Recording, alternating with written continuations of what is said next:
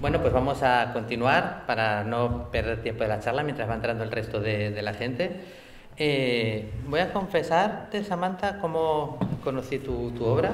Estaba en Santander, en un pequeño festival de cine, y estaba hablando con un amigo que es Guillermo Arriaga, y nos estábamos recomendando libros.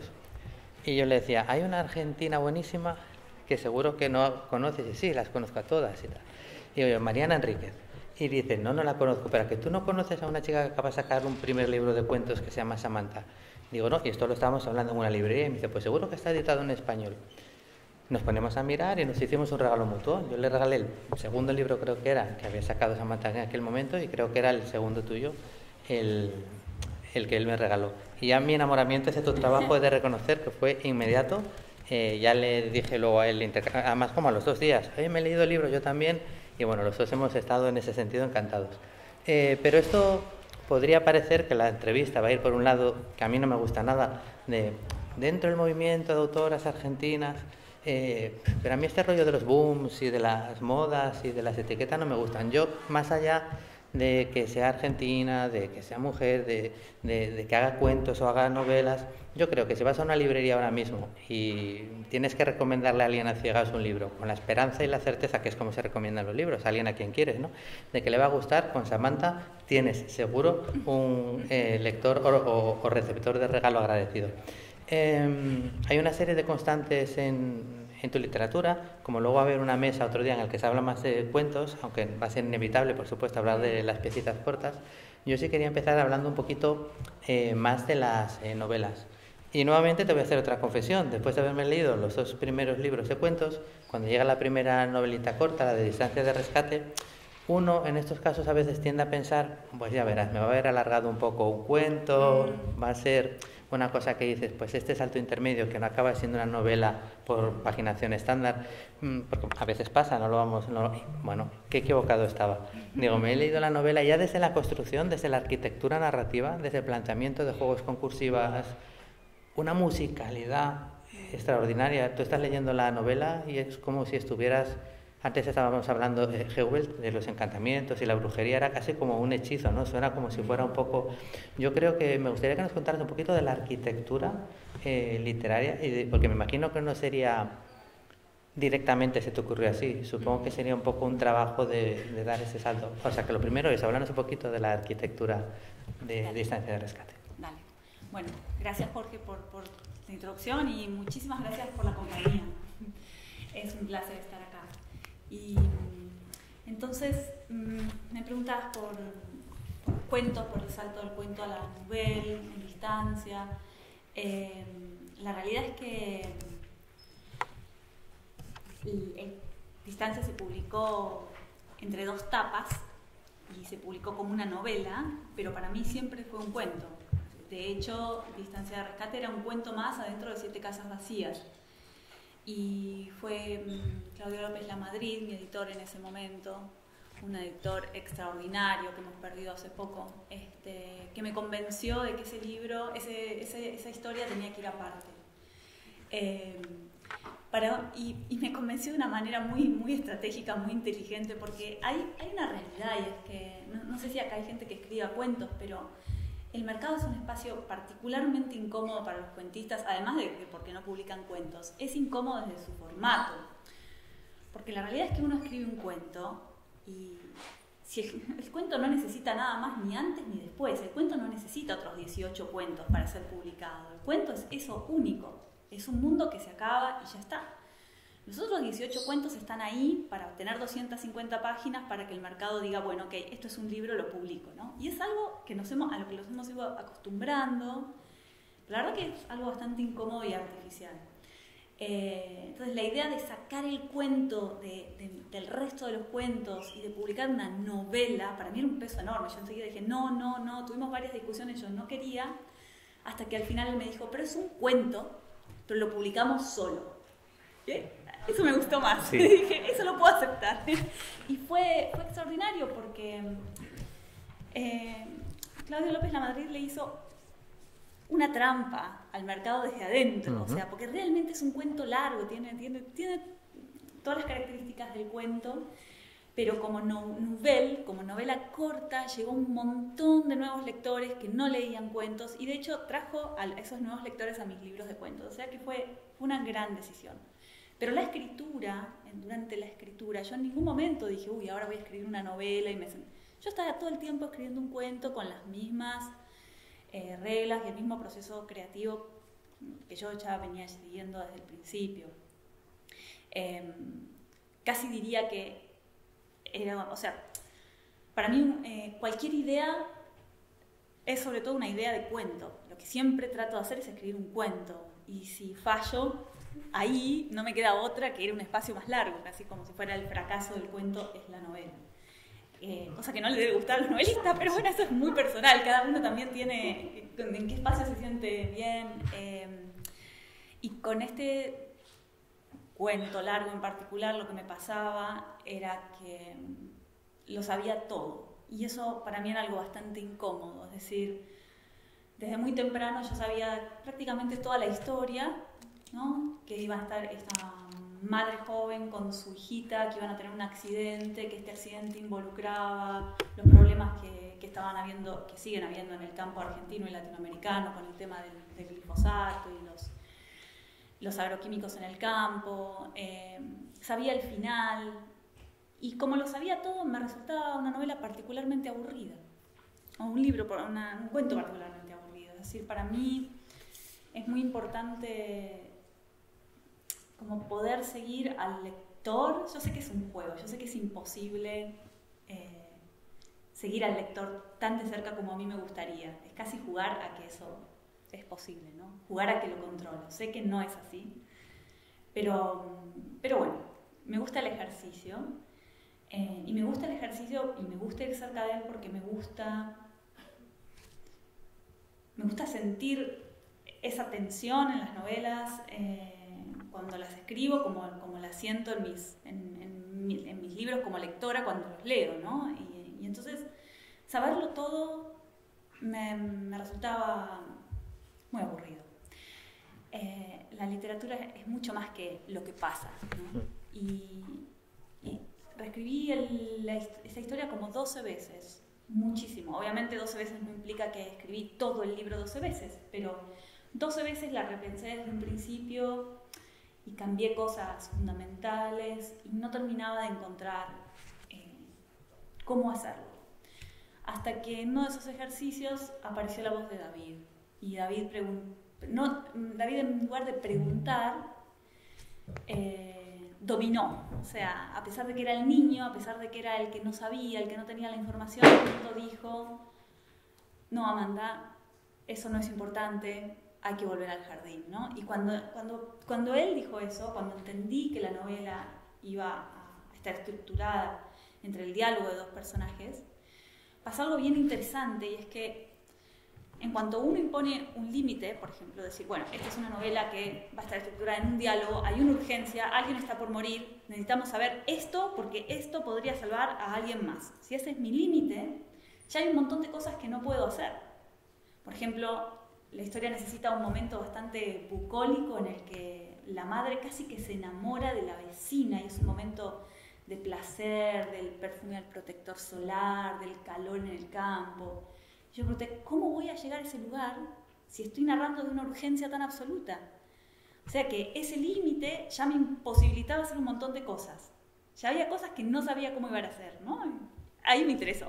Ahí dije, ahora sí puedo animarme. Esto que estás hablando, que lo que quiere decir sobre todo es la lógica interna de un relato, ¿no? Que es algo a lo que es evidente que tú prestas especial atención y que yo creo que es lo que desconcierta total y absolutamente a los que se esfuerzan tanto en encasillar y en poner etiquetas, ¿no? Por ejemplo, Distancia de rescate, que para mí, o sea, yo no digo que la realidad no pueda ser más terrorífica que lo sobrenatural, pero que te la etiquetan con cierta frecuencia como una novela de terror, y yo realmente herramientas propias del terror no tiene, ¿no?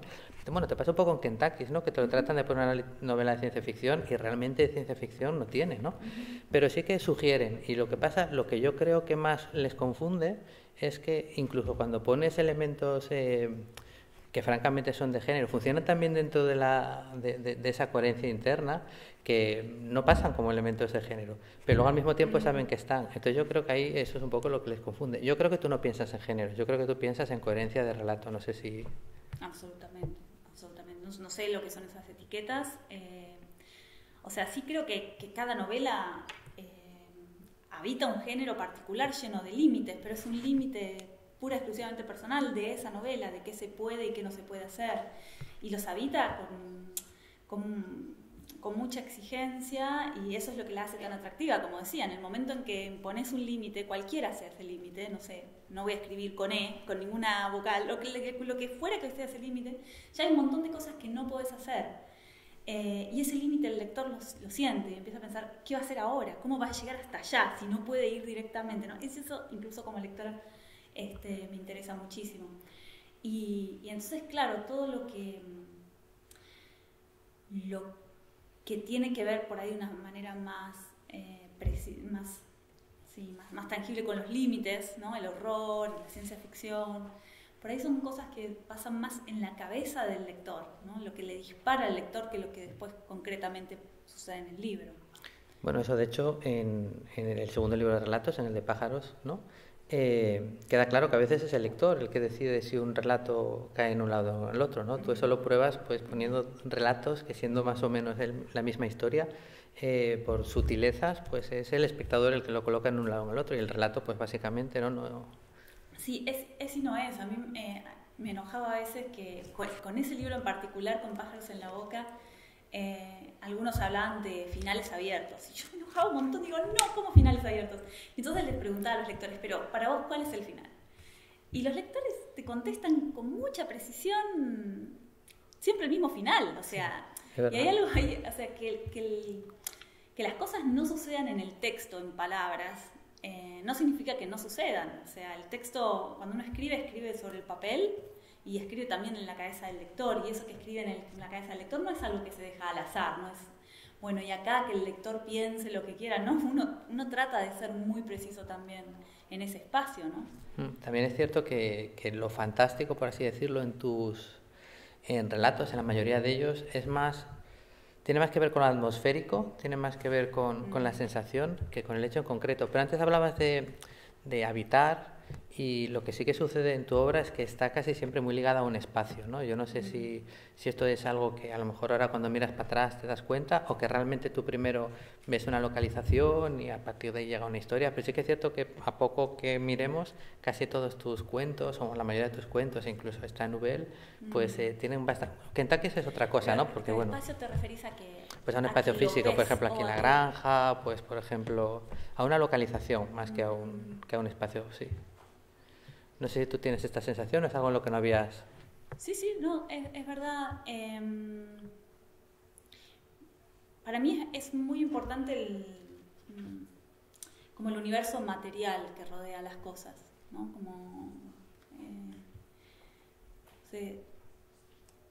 Me parece que la materialidad o lo material obliga al lector a poner su parte, pero de verdad, o sea, vos podés describir muy detalladamente cómo un personaje se mueve en una habitación, o podés decir, como diría Carver, cruzó el pasillo, nada más. Pero en el momento en que vos decís cruzó el pasillo, el lector, quiera o no, está tomando un montón de decisiones. O sea, no te das cuenta, pero elegiste un color del día, elegiste una manera en la que lo está cruzando, le pusiste un jean, lo pusiste en bolas, el piso es de cemento, el piso es una alfombra. A veces tomás decisiones, algunas decisiones de una manera muy precisa, a veces otras son más abiertas, eso depende de cada uno, pero estás tomando todas esas decisiones. Y para que esas decisiones se pongan en juego, tenés que poner un plato sobre la mesa, tenés que abrir las cortinas, ¿no? Tenés que abrir la puerta y darte cuenta que estás en un jardín. O sea, es como lo concreto que hace que todo eso se active en la cabeza del lector.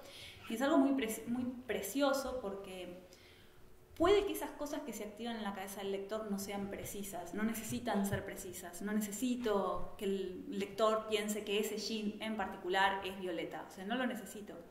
Pero el solo hecho de que él elija un color de jean y un color del día y un tipo de piso por el que ese personaje está caminando, ya hace que esa construcción mental del lector sea muy propia y esté cargada de un montón de emocionalidad, ¿no? Es el piso de la casa de tu abuela antes de que ella se mudara. Ese piso.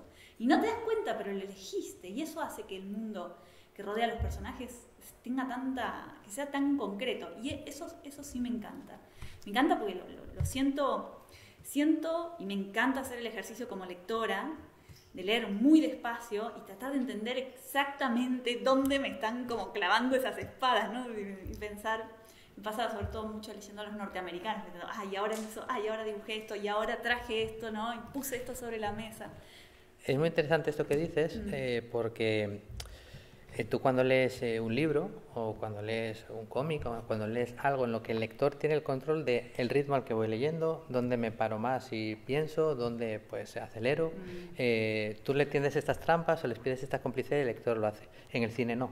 En el cine la peli va al ritmo al que va y tú vas a ese ritmo o no vas. Entonces, cuando se hizo la adaptación vía Claudia Llosa de esta novela, tú estuviste como co-guionista. Sí. Entonces, claro, esta es una decisión totalmente distinta, porque tú ya no es el espectador el que elige los jeans son los que salgan en la pantalla, ¿no? Ya no le pone la cara, pues si son María Valverde y es Dolores Fonsi, pues son María Valverde y Dolores Fonsi. Entonces, ¿esto te generó algún tipo de aprendizaje o algún tipo de dificultad o reto especial? ¿Cómo viviste esto de pasar a escribir para cine? Bueno, no fue algo totalmente nuevo para mí porque yo estudié cine. Sí. Y estudié cine adrede porque lo que me pasó es que yo siempre supe que era la literatura, nunca dudé de eso, pero lo que me pasó es que cuando llegó la hora de estudiar, hice algunas visitas a distintas cátedras en la Universidad de Letras y si bien me fascinaba lo que escuchaba, me parecía que era pura teoría. Era una teoría fascinante, pero era una teoría que estaba muy alejada de la problemática de cómo cuenta una historia. Y el cine se estaba preguntando todo el tiempo cómo cuenta una historia. Era súper práctico. Y entonces hice la carrera de cine mitad carrera de cine, mitad algo autodidacta, que no sé qué fue, ¿no? Como si hubiera hecho toda la carrera de cine, pero todo el tiempo traduciendo a la literatura, una cosa media rara. Pero pasé por ahí. Entonces yo ya tenía cierta experiencia, no era un mundo completamente nuevo. Pero el ejercicio de tomar un texto, digamos, literario, que vos ya elegiste que sea literario y que es tuyo, y pasarlo con otro, o sea, con Claudia Llosa a otro mundo, a otro código fue todo un desafío. El desafío más grande fue el tema de la voz en off, porque las dos queríamos mantener esta idea de conversación que nos parecía casi una infidelidad para la novela, digamos, dejar eso de lado. Pero la voz en off en el cine es muy peligrosa, es tramposa, aburre, la información más precisa no puede estar puesta ahí. Entonces fue un desafío dar la sensación de que toda la historia se construía en la voz en off, cuando en realidad estaba pasando en imágenes todo el tiempo, ¿no? Eso fue un gran desafío. Y el otro gran desafío fue que creo que Distancia pone al lector en casi un estado muy nervioso, ¿no? Es muy exigente con el lector, y sobre todo a nivel emocional, ¿no? Y yo quería, obviamente, cuando uno hace una traducción de un lenguaje a otro, hay un montón de cosas que tienen que cambiar, hay un montón de cosas, no se puede, hay cosas que no se pueden transferir, entonces hay que como reinventarlas en otra forma. Y yo estaba de acuerdo en hacer ese ejercicio y hasta encontré cosas nuevas. A veces pensaba, ¿cómo me perdí esto? Y cuando decís, qué maravilla, ¿no? Y a veces pensaba, no puedo creer que esto tiene que quedar afuera porque no hay manera de llevar esto al cine. Era un beso y una cachetada. Pero lo que era importante para mí era que a nivel emocional el lector o el espectador hicieran el mismo recorrido, ¿no? Eso era como, ¿cómo hacemos eso? O sea, puedo cambiar de monstruo, pero el recorrido tiene que ser el mismo. Y bueno, ustedes dirán, después verán la película y dirán, yo estoy muy contenta. Sí, además Claudia es una directora pues ya muy atmosférica, ¿no? Esas otras películas, yo creo que era una elección pues guay. No, Claudia Llosa es una maravilla. Sí. A mí, ¿sabes qué? Creo que fueron como 6 o 7 directores que se acercaron y yo pensaba, no puedo seguir diciendo que no, pero no podía decir que sí. Sentía que en la novela era algo demasiado delicado y no quería, sabiendo que debía, pero no podía. Y Y cuando me reuní con Claudia, ella se sentó y enseguida me dijo, mira, yo creo que hay que hacerlo así, tac. Y me contó la primera escena. Ella ya tenía la primera escena.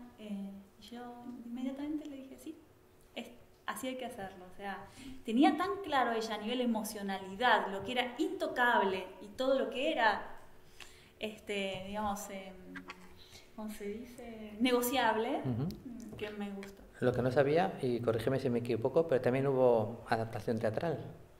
Sí, es verdad. Y sabes que no la vi y me dijeron que fue espectacular. ¿Ah, sí? Pero Vaya, hombre. fue acá en España y yo no pude. Fue en España, fue en Barcelona, creo. Así que me la perdí. La hizo Pablo Iglesias. Pues la verdad que no lo sabía y me sorprendió, pero mira, dije, pues a ver si algún día hay ocasión. Bueno, vamos a hablar un poquito de la otra novela de Kentucky, donde esta sí que tiene muchas cosas. Bueno, evidentemente la lees y esa novela totalmente de Samantha, ¿no? Pero sí que es un poco Samantha fuera hasta cierto punto de lo que podríamos denominar hasta ese momento, no sé si así, pero tu zona de confort, ¿no? Para empezar, caes en la tercera voz como narrador, que es algo que habías empleado con cuentagotas o prácticamente nunca. No tiene una localización, sino que tiene muchas. No es, digamos, tu tierra, sino que es más cosmopolita en el sentido de que tiene varias... Y pues evidentemente aquí, bueno, lo otro lo dejamos por una pregunta, pero primero eso, cuéntanos un poquito, salir de esta zona de confort, ¿un poco fue refrescante o dio vértigo? Las dos cosas, y estoy de acuerdo en que fue una novela bastante incómoda en ese sentido, incluso el tema. Sí. O sea, hubo un momento en que me acuerdo escribiendo y pensando, ¿de verdad voy a escribir sobre tecnología?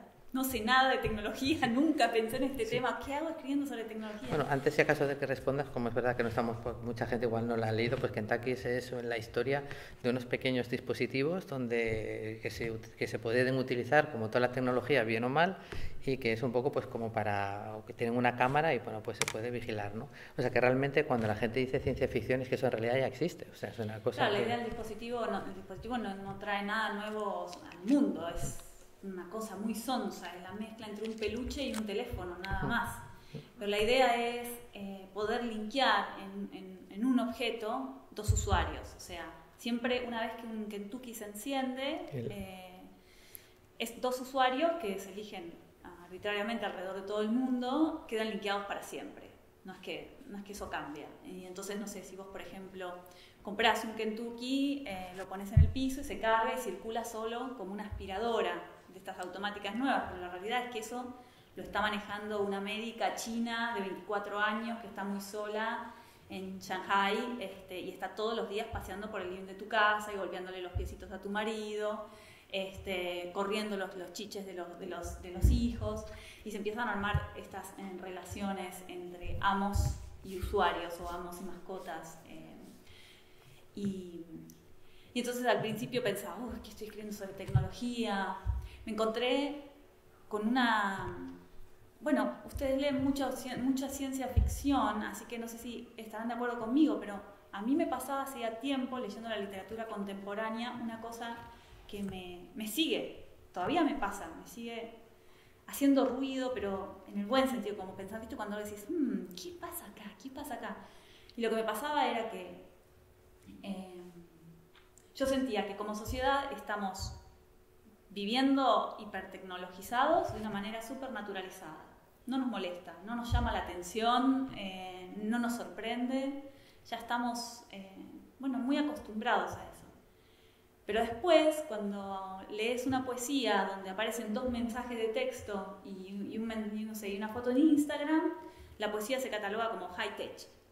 ¿No? High-tech, no. Vida real, o sea, ¿qué pasa con esto, no? Lo mismo pasaba con las novelas, con el cuento, o también me pasaba de leer autores y pensar qué esfuerzo enorme están haciendo para no decir, le mandé un mensaje de texto. O sea, textos contemporáneos donde la amiga agarra el coche, maneja hasta la puerta de la otra amiga, le toca el timbre y le invita a salir. Es como, no, eso no va a pasar nunca más. Y pensaba, ¿qué nos está pasando con la tecnología? Que la aceptamos en la vida real, pero después en el libro, mejor no, esto suena raro, no es literatura seria, ¿qué pasa ahí, no?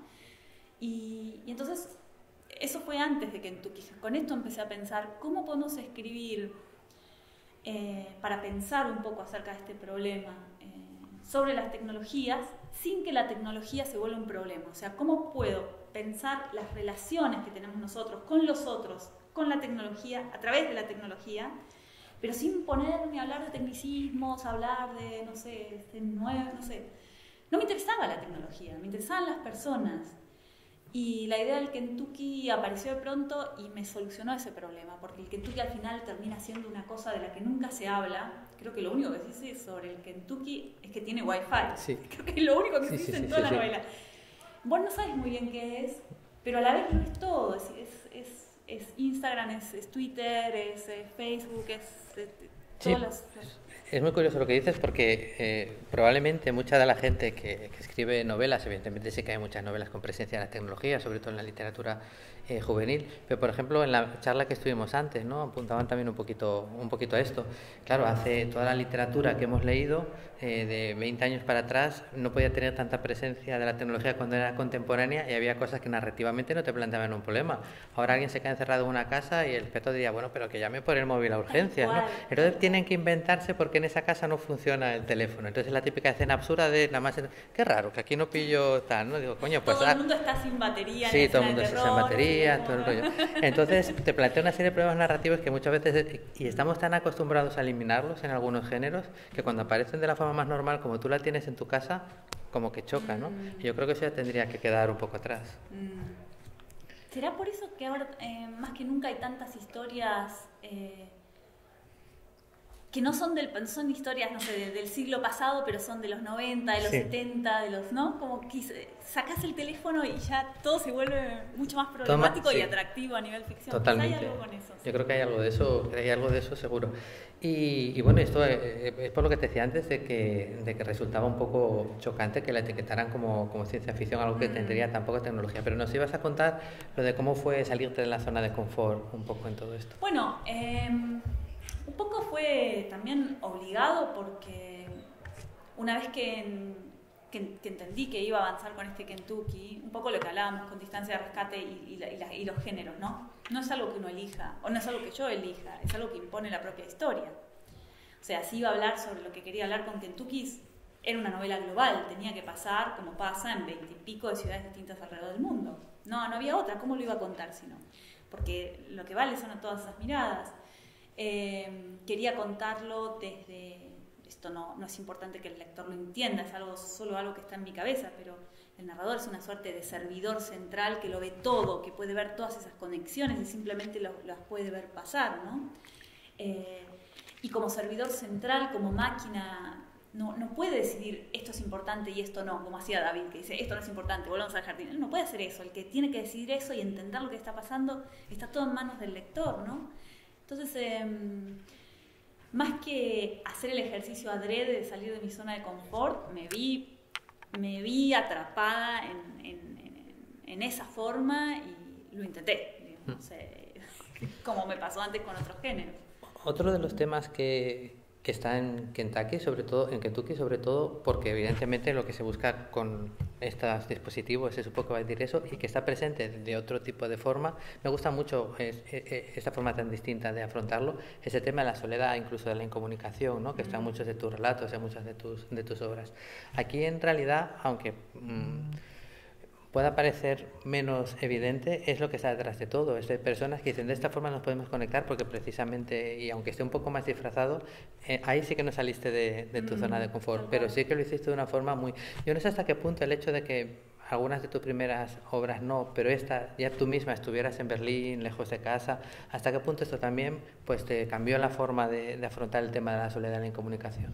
Yo creo que sí, y en distintas maneras. Por supuesto está el tema de la comunicación. Yo, cuando escribí Kentucky, estaba escribiendo con Claudia Llosa la adaptación, entonces estaba trabajando con alguien que vivía en Barcelona 4 horas al día, digamos, haciendo algo concreto que de verdad sucedía. Y uno avanzaba, yo contra la pantalla, no había nadie, trabajaba sola en el living de mi casa, y en la tarde hablando con mi familia en Argentina, o sea, todo era virtual, nada realmente existía en mi vida en ese momento, era raro, ¿no? Y creo que ahí la idea de Kentucky empezó a construirse porque tiene mucho que ver con eso.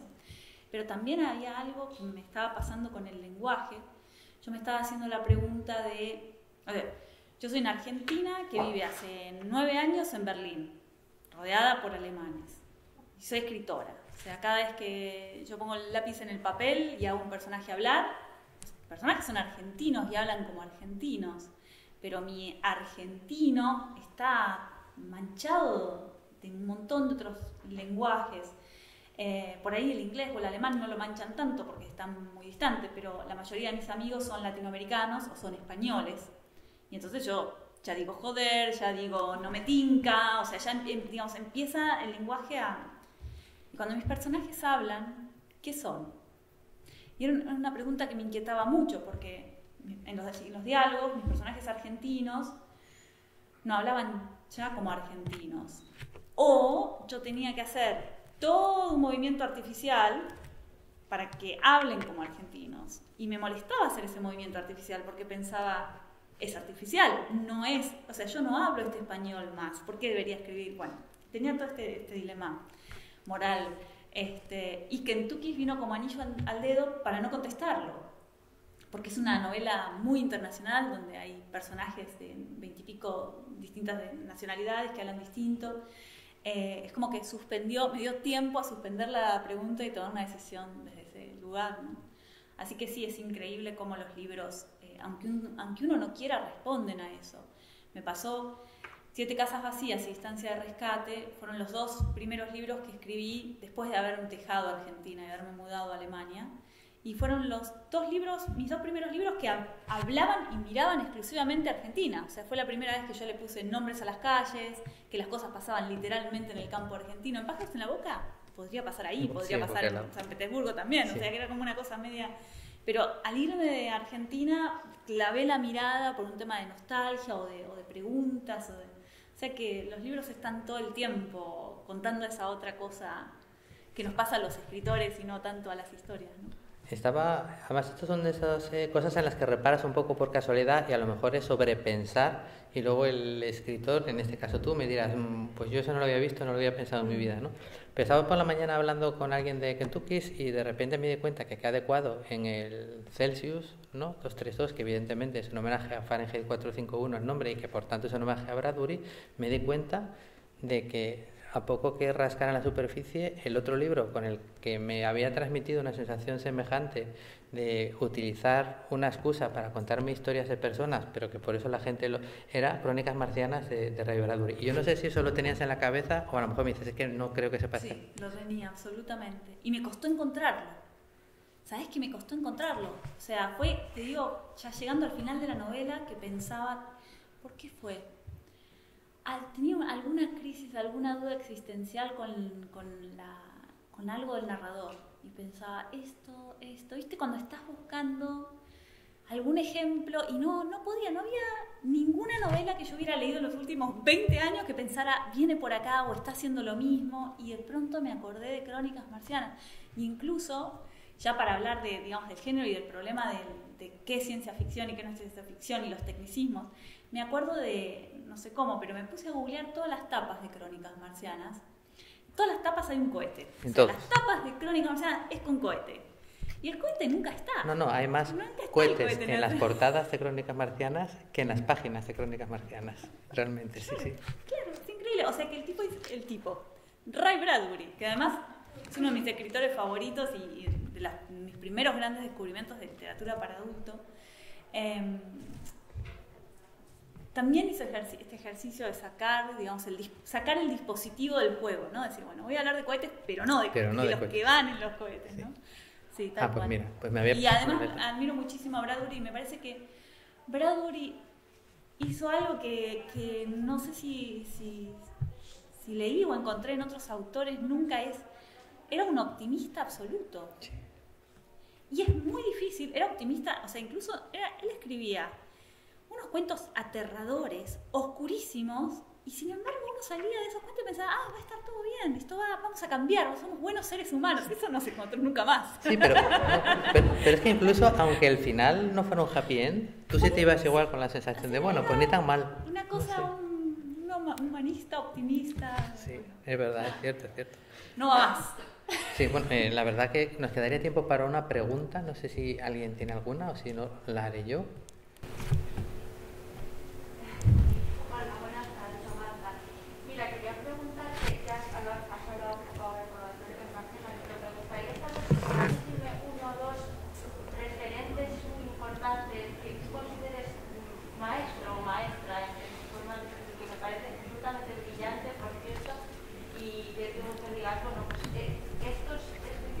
Entonces a mí, no sé, como cuando decía García Márquez, a mí Párrafo me enseñó a escribir, pues algo así. Yo diría que hay un cruce, ¿no? Entre la literatura, bueno, Ray Bradbury, Kafka, Maupassant. Yo leía entre mis 13 y mis 15, 16, Buzzati, cuentistas muy raros y muy personales y muy de un género que habita esa línea tan particular entre el fantástico y lo real, lo extraño, digamos, lo extraño. Y después, entre mis 17 y mis 20 y pico, vinieron los norteamericanos. Y fue raro lo que me pasó con los norteamericanos, porque yo siento que a nivel emocionalidad, a nivel mundo, no conecté con ellos en lo más mínimo. O sea, la verdad, de borrachos y divorciados, no tenía ningún interés.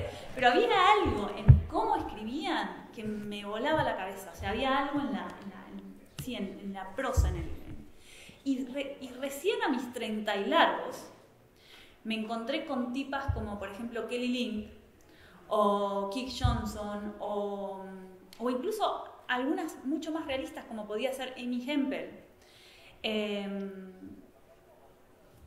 Y encontré ese cruce, o sea, por primera vez dije, o sea, como mirá, y yo me siento en ese cruce, o sea, yo siento que vengo de un mundo que habita lo extraño, pero que tengo esa devoción por la finura de la prosa más norteamericana, pero no me interesa tanto ese mundo de lo real, ¿no? Y cuando encontré a estas mujeres me quedé, por ejemplo, los cuentos de Elizabeth Strout. Entonces, sí, diría que los autores más fundantes para mí fueron autores que me conmovieron, que me alucinaron, que me enamoraron, pero que los que de verdad me dejaron bloqueada sobre un sillón y pensando, ¿cómo escribo? Me acuerdo cuando leí por primera vez a Amy Hempel y dije, ¿qué hago ahora? O sea, es como, ¿cómo hago ahora? O sea, estaba tan alucinada. Y a veces hasta incluso pienso que si no habrá sido una suerte que alguien que yo siento ahora tan cercano a mí haya llegado tan tarde. Porque al llegar tarde me permitió a mí hacer ¿entendés? Como hacer mi camino. Si Amy Hempel me hubiera agarrado a los 15, yo no sé ya si hubiera podido hacer eso, ¿entendés? O sea, hay como un territorio que ya ni te acercás porque es tan la admiración que tenés. Así que bueno, me llegaron tarde esas mujeres que fueron extraordinarias para mí. Bueno, pues hasta aquí hemos llegado. Recordad que... Shirley Jackson. Recordad que ahora Samantha estará firmando ejemplares arriba. Que hablemos de los libros es estupendo, pero comprarlos y leerlos es todavía mejor. Y bueno, ahora seguro que firmará mucho, porque si no os vais a arrepentir, porque realmente... Mira, os pongo el ejemplo para terminar un poco como empecé. Es un grandísimo guionista, es un buen director, es un novelista también extraordinario, pero a mí lo que más le voy a agradecer siempre como espectador lector a Guillermo Arriaga es que me haya puesto en contacto con tu literatura. Esto no se lo he llegado a decir, pero se lo diría. ¿Vos sabés que él esa historia me la contó? Ah, sí. Pero recién ahora linkeo, él me dijo, sí. Sí, pues fíjate, pues era yo. Al final se cierra un círculo, está guay porque así podemos empezar a abrir otro a partir del año que viene. Ya sabes que esta será tu casa, esperamos haberte levantado una adicción suficiente como para que quieras repetir con nosotros, y la verdad que estamos encantadísimos de tenerte en el Celsius. Nos parece, como dije antes, o me parece un valor seguro que siempre que recomiendo, nunca jamás nadie, no solo no me ha dicho que le haya gustado, sino que no me haya pedido más, y es todo un honor tenerte aquí hablando de género, hablando de literatura. Aún queda un evento contigo para disfrutar en compañía de otras escritoras de cuentos, pero bueno, esa será otra historia y la contaremos en otro momento, como diría Ende. Así que, como siempre decimos a nuestros autores, con un fuerte aplauso, encantados de tenerte aquí.